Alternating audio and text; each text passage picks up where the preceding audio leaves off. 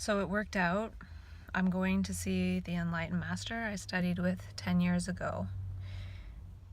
And I'm not seeking anything. I just want to look into his eyes. And I do feel that the light coming out of one's eyes is the most powerful nutrient and force in the universe. So just a glance. That's it. So I've just parked and I'm feeling the energy, and now I'm gonna go find the venue and be there. I'm feeling a little bit like emotional or something. I don't know what it is, but it's magical. So the event is over. There was no recording allowed of any kind, no pictures, so I didn't do that. But I did make a couple of notes. And yeah, I feel like I'm not seeking. I feel like a lot of what he said, I've said to myself. One interesting thing he said is that you have to give it to another.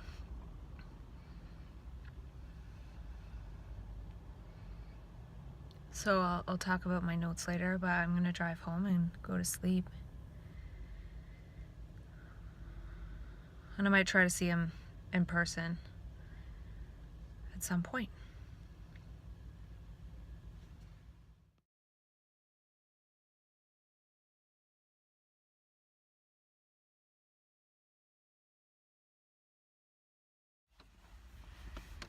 Last night I was texting with my brain twin, and it seems that he's gotten through a crisis without the hospital, so he's finally feeling back to normal. And those were his words. And then he also said that he finally feels alive for the first time in 10 years.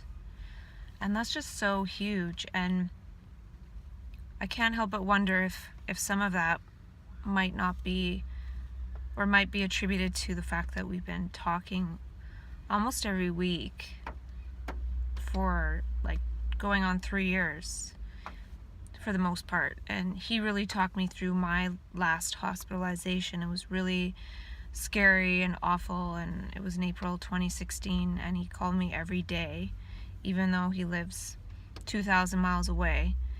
And that was so helpful. And we've been talking weekly, and our conversations vary from very co-creative to one of us being completely lost and down and out and everything in between. And yeah, so I'm excited to get to see him when I go to California, and I'm just really happy to hear him say those words of how he feels alive again and how he got himself through this crisis without going to the hospital, which I think that's usually what would happen for him. So yeah, that's amazing. And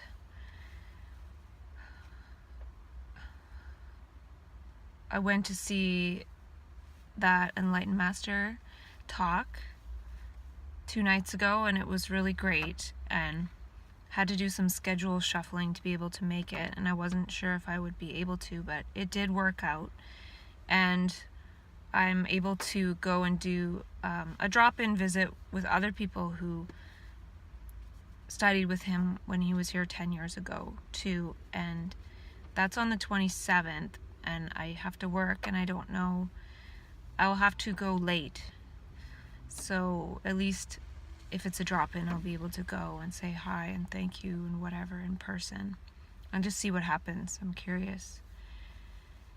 And my brain's been having quite a few insights lately, but I haven't really been doing a process of talking about them or writing them down.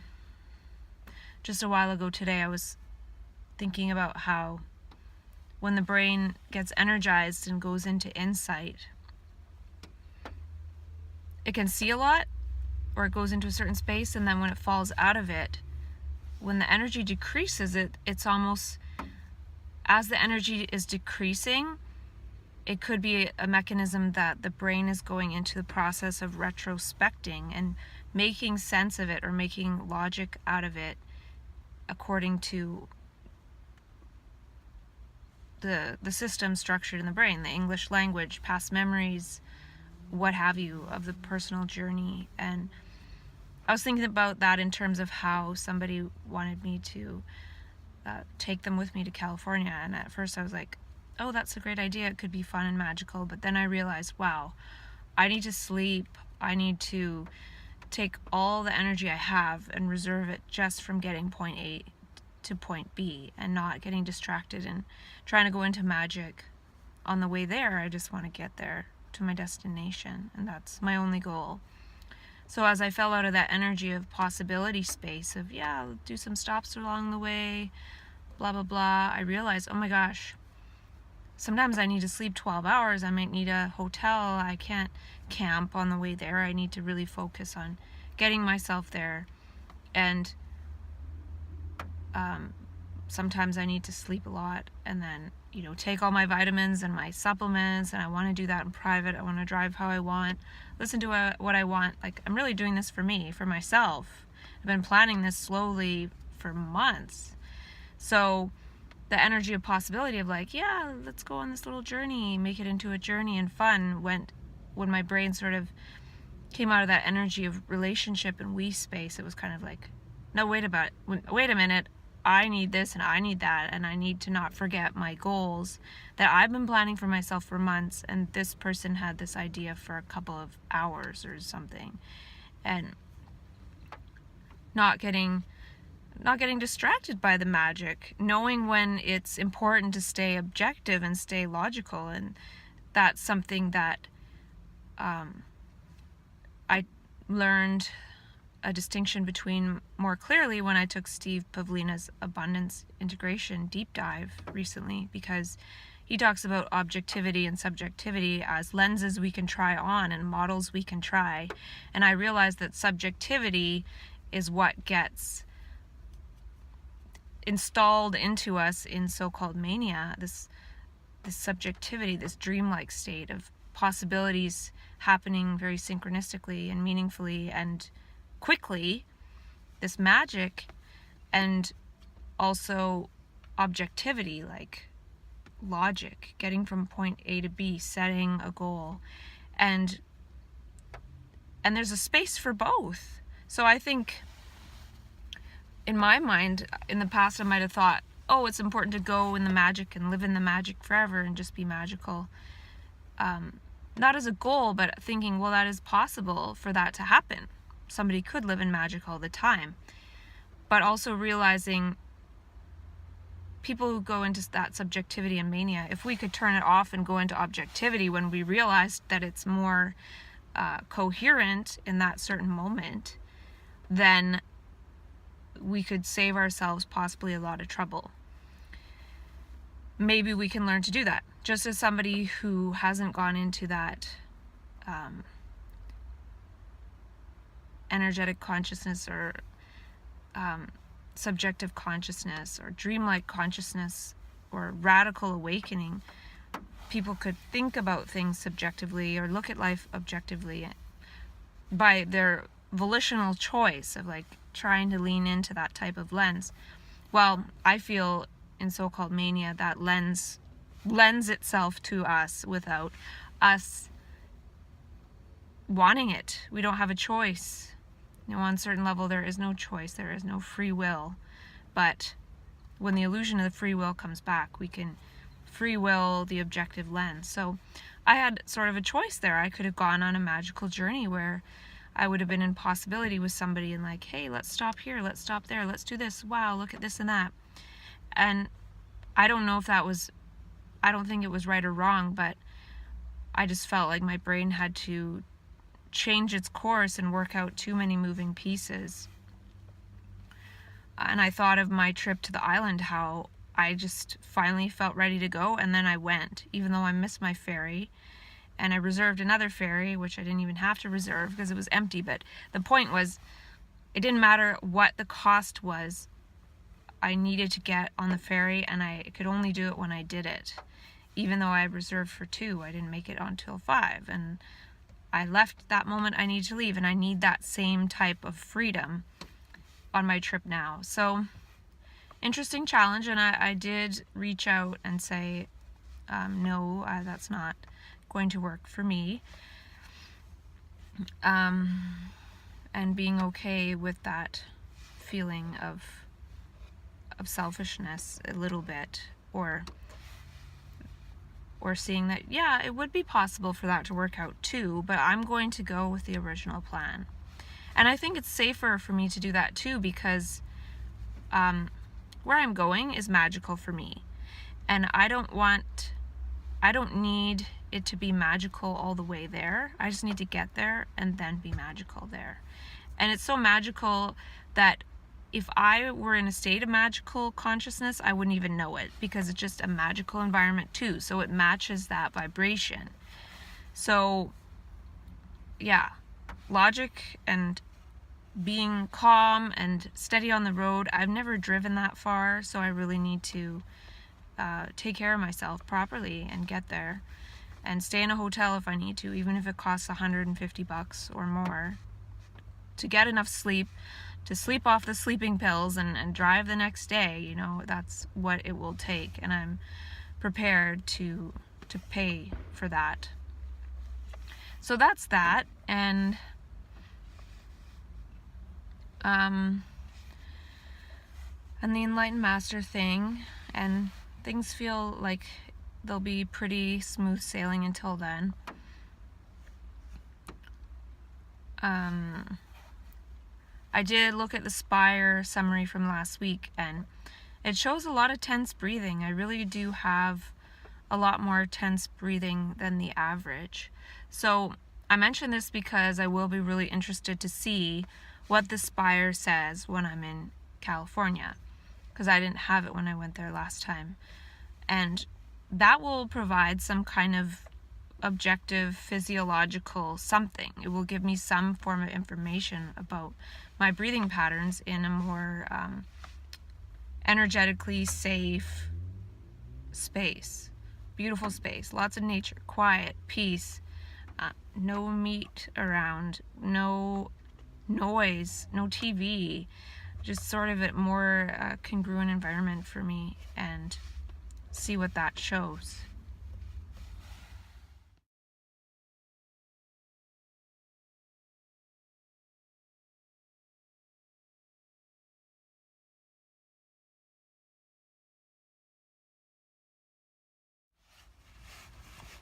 I made a few notes from the talk the other night, and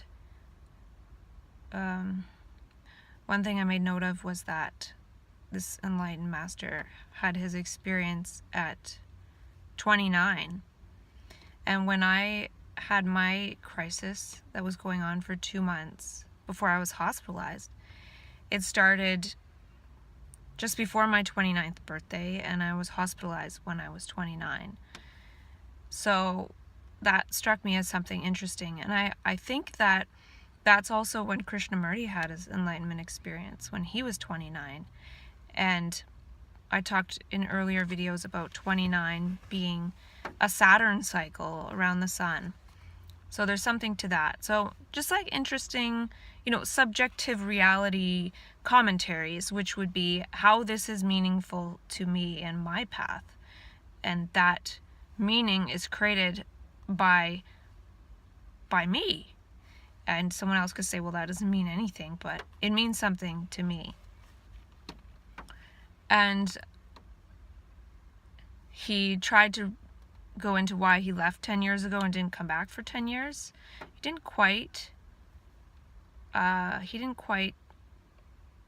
exactly describe what that was about, but he said something about when he came here, he became more fully himself, and that the people here that were a part of that are his family, because we're connected, because we were connected through that experience and time. And it seemed to me what he was saying, but I don't know for sure, that that's when he was like maybe taking on people as students, or for the first time, maybe not maybe for the first time, but looking for disciples, or whatever languaging you want to use. And so by people acknowledging him as enlightened, then he was able to fulfill that role. If nobody would have acknowledged him as that or believed him to be that, he could have easily been a homeless man on the street, lost. So I actually kept seeing the city I used to live in, which I'm sitting in now. I always would see this homeless guy, and he looks exactly like this enlightened master. I don't even know if he was homeless, but he was kind of wandering around, and they look the same. And I almost feel like that could be him, and then his energy comes and is that, or anyway, it's really complicated. I can't explain it, but it's like having another avatar, and perhaps going into emptiness in Malaysia and then waking up in like this other homeless body that looks the same here, and then wandering and finding disciples, versus actually flying across the world. You know, it could be totally different. We really don't know. And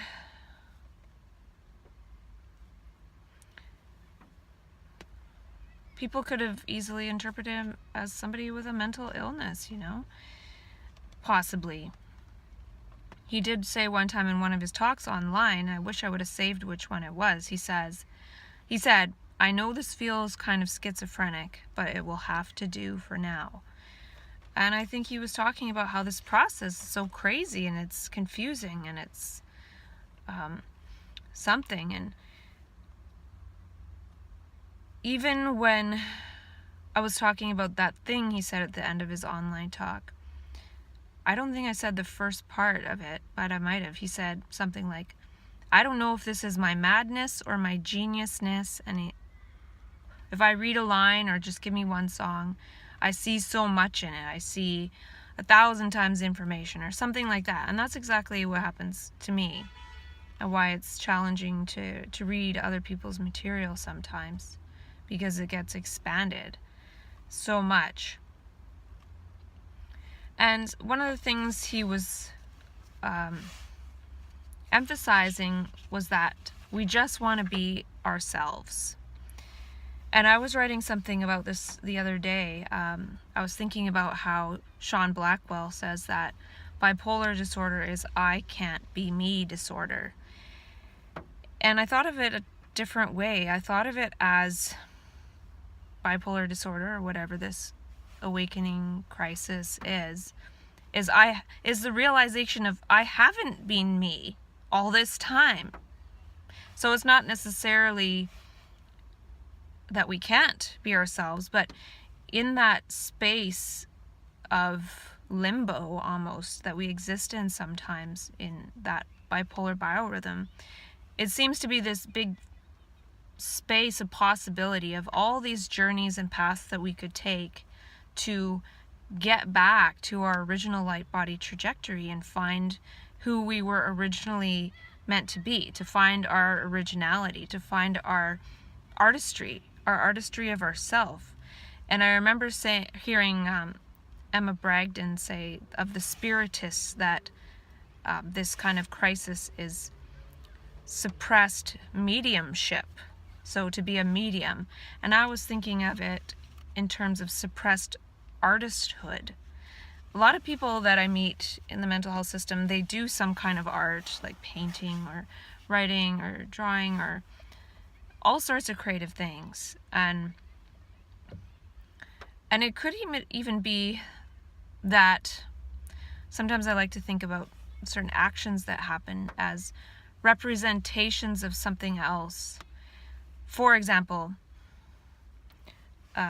it could be that a lot of us think, well, I paint, or we start painting after a crisis because all along we haven't been the artist, the creator, the author of ourself.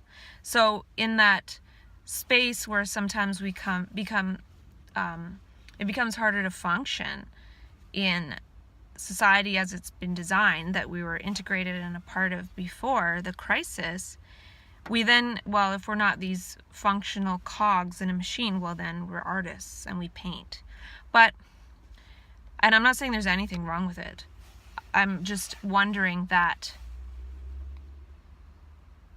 maybe the artistry is to create oneself as the work of art, like one's body, one's gestures, one's entire being. And then when we disengage from society through maybe trauma and see, well, I can't function in that because it's going to lead to more trauma. All I see is trauma within that whole system. It's traumatizing to be systematized and economized into agents of the economy versus these artists of ourselves. So that could translate into writing music or singing or playing an instrument or painting. But I think there's even more to the artistry of ourselves. Like, one could think, well, I'm a painter now and paint for the whole life, and that's great. But one could realize that one is an artist and one can create almost anything, including creating one's way to creating oneself as one was originally created. We have to create our way back to that in a way. So each moment where we're being creative and in that creative space, we're becoming artists of our true human self that we were born to be here, that we got so far away from because we were educated and mechanized. So that space, in a way, is that, I've never thought of it like that before, but it's like this open limbo potential space of trying to get back to our original and originality, our original self, how we came here to be.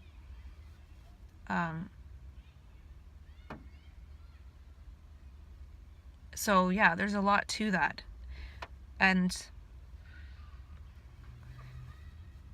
being an artist and painting could be a part of that too, of course, but there's so much more.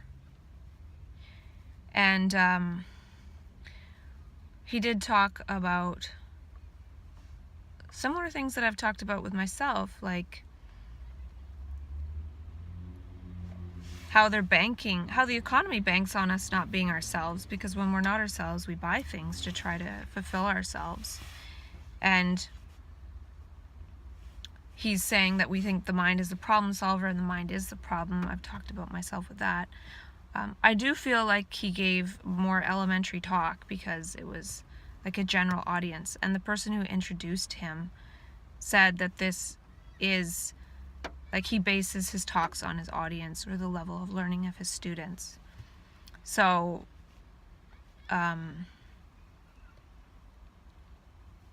he tried to make the point that you are perfect just as you are now, in a way. Meaning that there's nothing to seek. It's more of a realization. So, I feel like I totally understood everything that he said. I don't know if other people did, and that doesn't matter. But the reason I went to the talk was to see what the quality of my listening would be. Was it seeking some kind of answer from this person? And I wasn't. I feel like, yeah, I feel more similar to him than different. And it was interesting, he mentioned that his dad died 7 days after his dad's own enlightenment. Like, he became enlightened 7 days before he died, and it didn't matter. And that was interesting for whatever reason. And he talks about celebrating me without shame or guilt. And the part that I did get something new out of, in a way, was he says, give others the power to be them. And what he said was,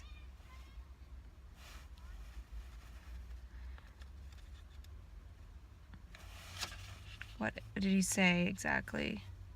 Oh, he says, one of the things you have to do is to offer this to another.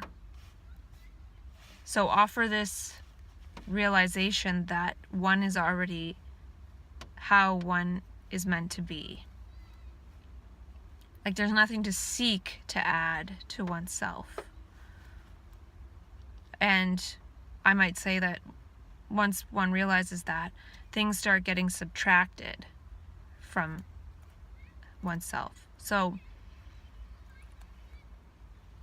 it could be that there was never anything to add, but since we added all these things as layers on top of us, then it takes a little while to shake all of that off, or for it to naturally fall away, like whatever. So, and yeah, and he talked about then there's synchronicity and perfection. And I noticed he sits on his hands sometimes, kind of like Krishnamurti, and he was wiggling his feet in kind of an interesting way. And I watched at first, he seemed almost like he couldn't open his eyes, and he was like sleeping, and it took a while for the energy to sort of wake him up. And it almost seemed to me like his body was de-energized by being in like a lower energy field, and then once he was able to talk his way into being really awake, his energy was sort of above that field that would make him kind of in that energy of sleepy thought that I've talked about a lot with myself. And he talked about realizing that he never dies, his body dies. I've totally seen that, man. It's weird. And I think I've walked through the portal of death, and it's kind of scary to survive that, but it's okay. And he said you don't have to do anything, and that's something I really learned this summer by not doing much of anything. You don't have to do anything. And even this now, talking to myself, isn't doing anything. So in terms of offering this to another, as one loves, one must recognize that the other loves too. He said he has no thoughts and no dreams most often. I do have a bit more dreams right now taking those sleeping pills, but otherwise I don't really have thoughts.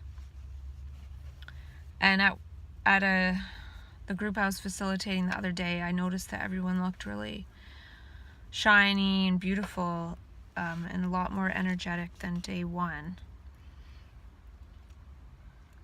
Yeah, so he said whatever you need to actualize this organism will come to pass naturally without effort. So, and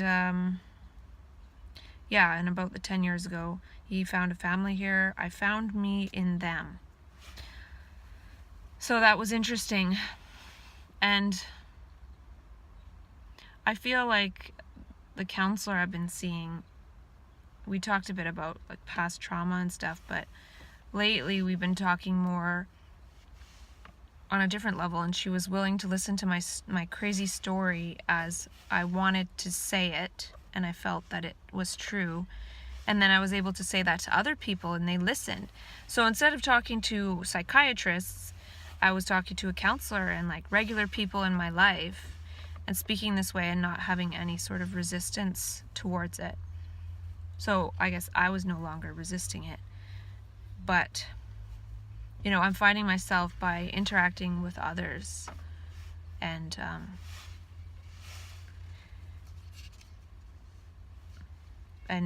those others are a part of me.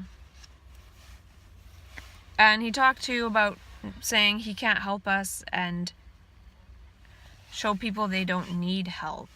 And that's one of my things, is I think that we've been made helpless. And I've tried to reach out for help in the last few months, like trying to see a shaman, and that didn't work out. So the times that I've reached out for help in the last while, it's been taken away, or it just hasn't worked out. So it's not meant to be, like the shaman or something else, I can't remember. Oh, and having my file closed at mental health. It's sort of like the universe saying, you don't need this kind of help anymore. You're fine. So I don't see the mental health system as a problem as much as like a temporary measure that's there until one no longer needs it. It's like a crutch. And even the mental health system is slowly trying to redesign itself to be a temporary measure, like the more community and acute services. Then of course they want you to stay on your meds forever, and that could be a temporary measure too. One day I think it'll be different.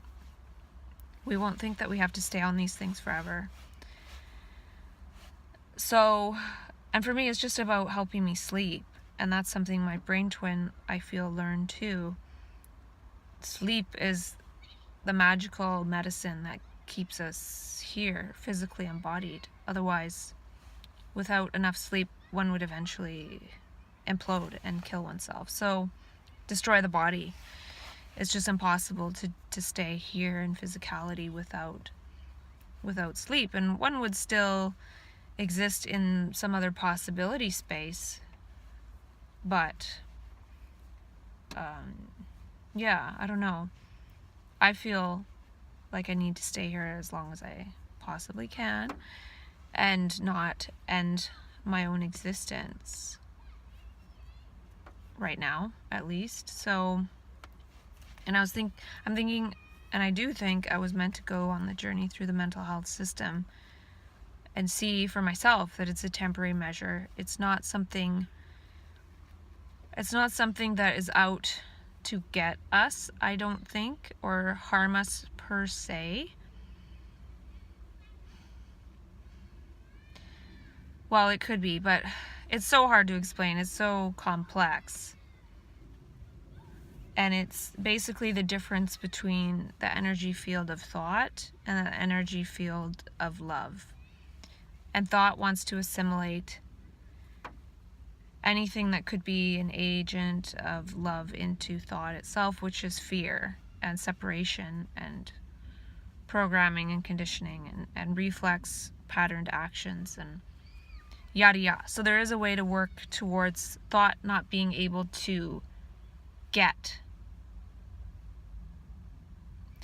the body, which requires that the body no longer has reflexive programmed thoughts that would act in fear. So, blah blah. It's hard to understand. If one wants to really understand that, I suggest studying the teachings of J. Krishnamurti. He talks a lot about fear, and I've been reading his stuff for like 15 years or maybe 10, and it's taken me a long time to understand why he emphasizes so much that we must be free of fear. Because when this energy comes in, well, this is me adding stuff, but if the energy comes in, it will energize fear structures, and then we act even more afraid and we feel even more afraid, and then we end up in the psych system. But as we can decondition the fear, then the energy comes in and something different happens. Whatever that is. And we become agents of that field of love. And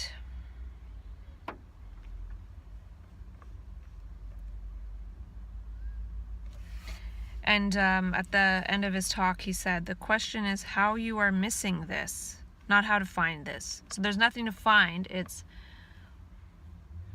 realizing that we're missing this fact that we're already who we are. And I've been seeing that clearly.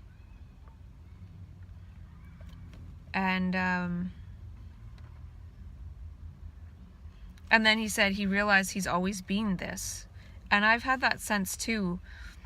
Sometimes when that energy is there, I'm like, wow, it's always been this way. I just never noticed. It's always been this way. I never noticed. And yeah, it's kind of going in between seeing and being perceptive and forgetting and being blind. And